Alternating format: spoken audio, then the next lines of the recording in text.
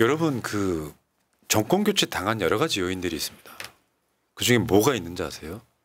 내로남불 프레임에 먹혔다는 거예요. 그러니까 진보는 굉장히 막 그 청렴하고 깨끗한 것처럼 했지만 가난하고. 진보가 더 부패했고 그 내로남불 프레임을 씌우려고 할 때 등장했던 게 소위 조국 사태. 네.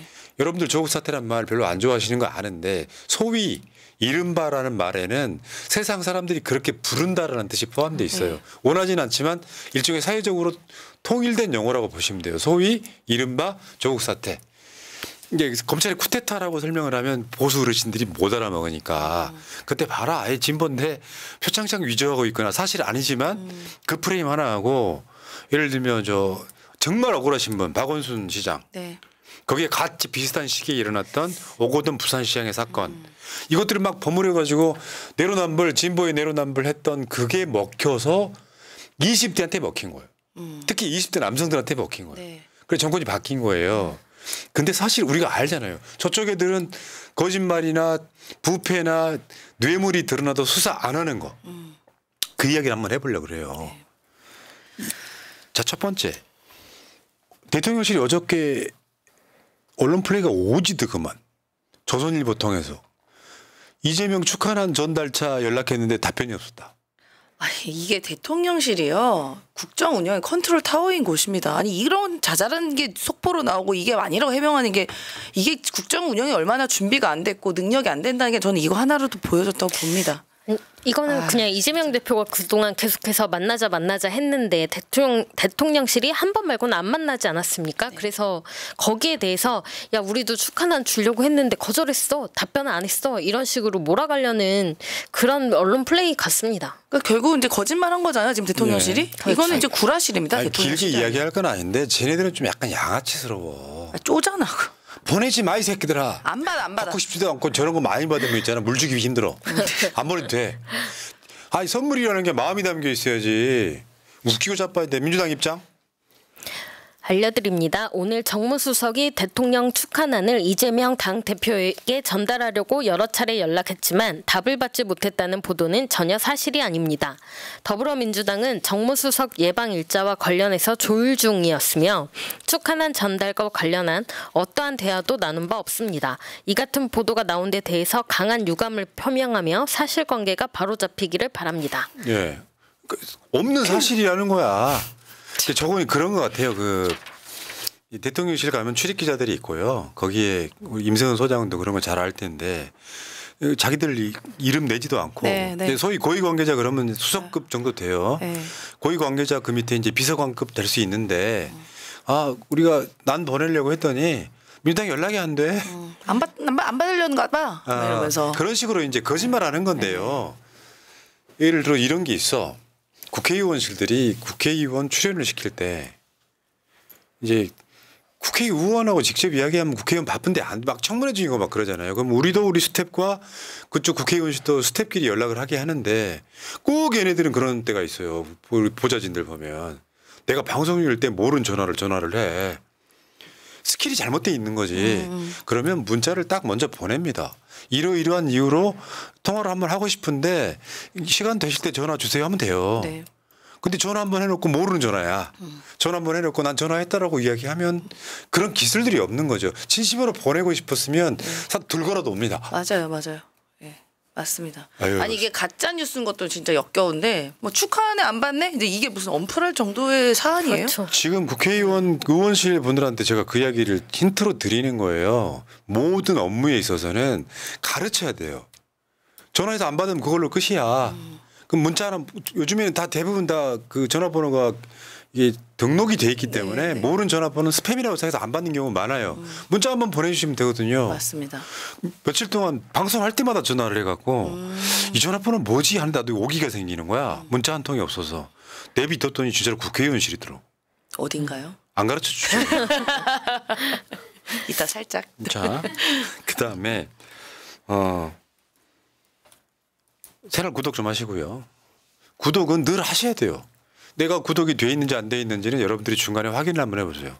채널 마크 옆에 구독이라고 쓰여 있으면 구독 안 하신 겁니다. 구독 중이라고 쓰여 있었대요. 한번 확인해 보시고요. 구독 좀 부탁드리겠습니다. 자, 안창호 선생. 정말 이름이 아까우신 분. 안창호 선생하고 이름이 똑같은 안창호 인권위원장 후보자. 근데 이 사람 보면 나 저거 보고 야 대한민국 부자들은 진짜 부자는 부자로구나 이런 생각이 들었어. 돈 많아요 진짜. 어디 28억짜리 수상한 아파트 거래. 저게 뭘까요? 저게 뭘까요? 대치동 아파트 편법 증여 의혹에 답변 않겠다. 청문회 가서 발표하겠다. 청문회 가서 발표하겠다고 해서 망한 사람이 조국 법무부 장관 후보자죠. 막 저쪽에서 난리가 났고 검찰발로 막 단독이 쏟아지는데 처음에는 뭐라 그랬냐면은 청문회에서 다 해명하겠다 했는데 여론이 악화된 상태에서는 만시장이 돼버렸잖아요. 근데 지금 저런 상황이 벌어졌을 때 보수 언론들이 저거 안 써줘요. 이게 열받는 건데 뭐냐면 안창호한테 아들이 있을 거 아니에요? 네. 네. 대치동 아파트를 28억 원에 팔아요. 심지어 시세 차익보다 4억 원 손해보고 팔아요. 저게 뭐가 문제예요? 상속세 여러분들 보시기에 세금. 실제로 계산을 해봤을 거라고 생각이 드는데 28억 원에 파는데 예를 들면 진짜로 돈이 오고 갔을까요 일단은? 차용증이나 뭐 거래 내역 있을 거 아닙니까? 사실 있으면. 가장 큰 문제는 실제 돈이 오고 간 내역을 입증하지 못하고 있고 그다음에 장남이 그 당시에 돈이 그렇게 많지 않았다라는 게 드러난 게 큰 문제 아닙니까? 그런데 저 안창호는 아들한테 28억 원에 팔면 이거 매매가 되지 않습니까? 네. 매매가 되는 상황인데 사실 누구나 다 의심할 수 있지. 저거 자식한테 증여한 거 아니야? 세금 내기 꼼수가 있었던 건데 팔고 얘 장남 아니 잠깐만 좀 앞으로 가봐요. 팔고 이 친구는 그 집을 전세를 내놓고 자기는 또 딴 데 가 살아요. 맞아요. 일단 그래요. 근데 팔았던 안창호 씨는 다른 집을 삽니다. 아, 뭐 어디서 샀어? 뭐 현금으로 샀어? 뭘로 샀어? 대치동에 아파트를 삽니다. 이 의도는 누구나 다 알 수 있지. 네. 증여세 안 내려고 하는. 그렇죠. 근데 2018년에 신고한 장남의 재산은 7천만 원밖에 안 돼요. 그 7천만 원이 예를 들어서 그 정도의 수입이면은 대출도 제대로 저렇게 나올 수가 없어요. 그러니까 집 사기 2년 전 재산이 7천만 원인 건데 2년 만에 갑자기 28억 원 정도를 가질 수가 있습니까? 뭘 했길래 주가 조작을 했습니까? 그래서 23억에 얻었습니까? 그 주식을 매매했었어도 관련된 자산이 있을 거예요. 내역이 있단 말이에요. 그러면은 대출을 받아도 대출 내역이 있을 것이고 그러면은 어느 정도 이렇게 증빙이 충분히 가능한 건데 7천만 원 있는 사람이 대출을 23억 절대 못 받습니다. 이게 만약에 이재명 대표가 장남한테 똑같은 걸 했다 그러면 언론이 어떻게 하고 있어 지금? 지금 하루 종일 난리 나오겠죠. 났겠지. 불법 대출 뭐 불법 증여. 더 돈 어디서 소름인 났냐? 것은 장남의 직업이 조세 전문 변호사라는 겁니다. 아. 그래서 사실 실거래가가 33억이었는데 28억에 거래를 했지 않습니까? 아. 이 차익의 그 금액을 내린 것도 사실은 세금을 더 피해 보려는 목적이라는 거죠. 이거 같아요. 아빠 좋은 방법 있어요. 나한테 파세요. 꼼꼼하다. 상식적으로 봐도 그렇잖아. 저걸 누가 세금 안 내려고 저러는구나. 그렇죠. 당연하죠. 나 자식한테 팔았어. 근데 실제로 돈이 오고 갔는지 안 왔는지 모를 수밖에 없는 게 그 내역 보여달라고 그래서 안 보여주는 거고 일단은. 개인정보. 왜냐하면 그게 일시불이 아니고 계속 조금씩 갚기로 한 거야 이렇게 얘기할 수 있는 거잖아요. 명의는 가져가고. 근데 심지어 저 안창호 후보자가 갭 투자 이런 거요. 뭐 이거는 공직자는 하면 안 된다라는 이야기를 책에 썼다 그래요. 책에 썼어 또. 아이고 공직자는 국민에 대한 봉사자이므로 부동산 투기를 하거나 투자를 해서 안 된다라고 대답했다. 그러니까 대한민국 부자들 왜 소위 보수 진보를 떠나가지고요. 얘네들 특성인 것 같아. 정특인 것 같아. 그래서 부자가 됐는지도 모르죠. 세금 어떻게든지 좀 안 내보려고 하는. 누가 저거를 증여가 아니라 좀 매매라고 생각을 하겠어요? 매매로 가장한 증여라고 보는 게 맞지? 뭐 자료를 내야 될 거 아니에요. 진짜로 돈이 오간 내역 같은 거. 요즘 현찰로 주진 않았을 테니까. 통장 거래 내역 같은 거 줘야 될 거 아니야. 그러면 나중에 왜 저걸 어떻게 피해 나가자면 이제 스킬이 있잖아. 저쪽 세력들이. 개인정보. 그리고 독립생계를 유지하지 않고 있기 때문에 내 자식은 피해 볼 수 있기 때문에 못 밝혀 이렇게 되는 거예요. 이거 하나만 갖고도 저 사람 사택감입니다. 맞습니다. 하나 더 있어요. 더 징그러운 놈 하나 있어. 김문수요. 김문수가 극우로 하면서 야 유튜브 채널도 하나 운영을 했단 말이죠. 정광훈 뭐 나가라 TV인가 뭐 이런 게 잘 나가니까 자기도 하나 채널 하나 만든 거예요. 근데 저 김문수가 갑자기 노동부 장관 전에 경사노위 위원장이 되지 않습니까? 네. 경사노위도 사실 어마어마한 거거든요. 경사노위가 이제 굳이 말하자면 노조뿐만 아니라 사회적 대타협 기구예요. 이렇게 어려운 시기에 경제, 노동, 뭐 또는 뭐 정부, 정치권까지 포함해가지고 사회적으로 대타협해서 대한민국 잘 살아보자는 엄청난 기구거든요. 그쪽 경사노위 위원장으로 가면서 김문수 TV의 제작자라고 하는 게 우리로 따지면 보람 PD 같은 거죠. 아니 저로 따지면 그 제가 임세은 식당 TV에 제가 PD 있으면 그 사람 아닙니까? 그러니까요. 네.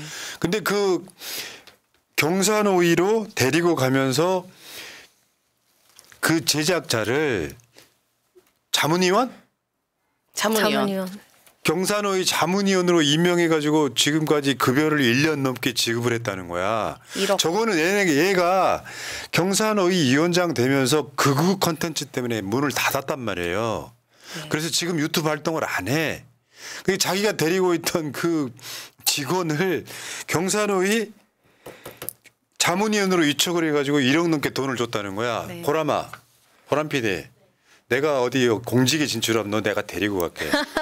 자문위원으로. 자문위원 심지어 출퇴근도 안 합니다. 심지어 그 자문위원이 출석한 기록도 없는 거예요. 자문위원 회의를 하는데. 네. 그다음 거 보여줘봐요. 자문위원 자문비 등 일체. 횡령 아닙니까? 어떻게 말하면? 이게 문재인 정부 때 노동부 장관이었으면 어땠겠냐고. 아니 회의를 한 번도 안 했는데 어떻게 자문비가 지급이 됩니까? 매달. 1년 10개월간. 최근에 보수 매체에서 문재인 대통령 전 사위가 이제 항공사 취업해서 월급 받은 것도 문제 제기를 하더라고요. 근데 지금 이 사람은 무슨 자문위원 출퇴근도 안 한 사람인데 1억 1천을 받습니까? 그리고 말이 자문위원이지 실제로 하는 일은 김문수의 비서 같은 거였습니다. 그러니까 김문수가 그냥 사적 채용을 한 거죠. 김문수 TV 할 때 제작자한테 뭐 임금 제대로 줬을 것 같습니까? 그럴 것 같지 않고 좀 작은 금액을 줬을 것 같은데 그거에 대한 어떤 미안함과 고마움의 의미로 내가 너 여기 와서 비서 해주면은 뭐 돈 월급 받게 해줄게 이런 식으로 했던 게 아닌가라는 그렇지. 추정을 해봅니다. 사실은 개인 비서를 채용하는 데 있어서 뭐 좋은 자리 없나 이렇게 딱 자문위원이라는 게 있네. 자문위원 네가 하는 걸로 하고 사실 역할은 소위 가방 못지. 그거 시킨 거 아니에요. 맞습니다. 자기 개인 비서를 세금 도둑질한 거야 저거. 이 검찰 수사해야 되는 상황이라고 봅니다. 아니 뭐 김혜경 여사에 대해서는 뭐 일부 공무원이 조금 보좌해줬다는 이유로 막 압수수색하고 난리 피지 않았습니까? 심지어 김문수 자체도 경사노위 회의 딱 한 번 하고 법인 카드를 막 썼잖아요. 네. 이건 다 같이 횡령을 한 거죠. 저 횡령입니다. 어쩜 얘네들은 그러니까 뭐 답답해. 내로남불 프레임에 우리가 빨리 탈출해야 되는 게 내가 봤을 땐 그래요. 윤석열 이후에 소위 저쪽 세력들 정권 잡기 힘들 거예요. 수십 년간. 이유가 이런 거거든요. 민주당한테 내로남불 뒤집어 씌웠지만 지금 드러나는 거 사실은 이진숙 임명하는 것만으로도 사람들 기함하거든요. 법가충 아니야. 법가충. 소위 말하면 네. 내 돈 10원도 안 쓰겠어. 새벽에 빵 사 먹는 것도 4,000원. 4,000원도 법가로 쓰겠다. 누가 봐도 그렇게 보이잖아요. 근데 이거 뭐 그 시간에 뭐 저 공적으로 썼다 이야기하는 이 거지 발사기 같은 것들이. 야, 근데 이런 것들을 크게 보도 안 하는 것도 열받고요. 그러니까 윤석열이 언론을 장악한 이유 중에 하나가 이런 거죠. 일부 언론에만 나오죠. 지금 또 최근에 단독 보도가 있는데 김문수 지금 뭐 장관 후보는 폭행 치사도 있었더라고요. 네, 최근에 나왔습니다. 이거 뉴스가 안 나와 이런 게. 자, 여기까지 하겠습니다.